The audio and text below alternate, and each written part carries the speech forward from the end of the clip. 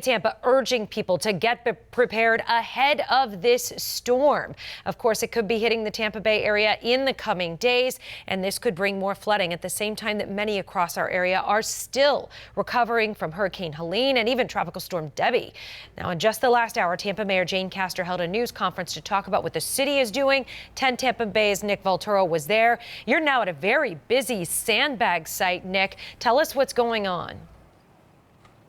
Yeah, and you know, Jenny, you were out in this area during the storm, and you know how badly the Tampa Bay area was hit, especially areas like Davis Island, Palmetto Beach, even off Gandy in the West Shore area, so badly damaged. Davis Island, all badly damaged by this storm, so much flooding. And as you can see, there's really nobody who wants to take a chance this time around. So many people showed up. We were talking to police. They said they had no idea that there would be this many people coming out to this sandbag site here at the Heim Sports Complex. There have been so many people, hundreds of people, loading up their 10 sandbags, not taking the risk with that severe weather threat looming over the next few days. And one of the big things Mayor Castor wanted to talk about was how they are preparing, how the city is preparing. She tells us that crews have been working tirelessly over the last few days, especially those street sweepers, trying to clear any of that extra debris and any of that brush off the side of the road to make sure those storm drains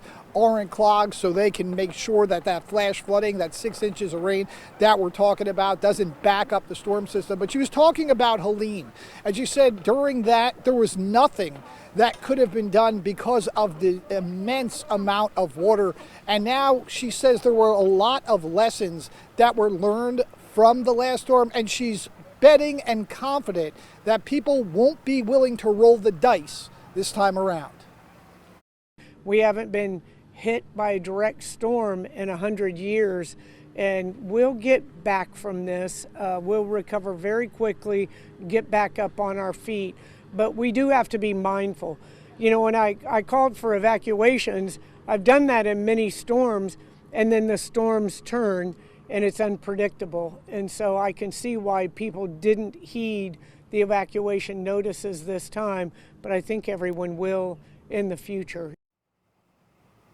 And you know, that's the other thing. And one of the big things she wanted to mention was a lot of these electric vehicles. She said they saw so many fires because of these electric vehicles, and she's really hoping that people park them at higher ground, do not have them plugged in, because any of that rain, we saw how many fires it caused, dozens and dozens of fires because of those lithium batteries. And this is the real thing. A lot of these people say they're really not willing to risk it this time. They're loading up on sandbags. Some people have even been taking multiple trips here to get those extra sandbags. So obviously a lot of lessons learned and a lot of people taking those safety precautions before this next weather event. For right now, reporting live in Tampa, Nick Volturo, 10 Tampa Bay.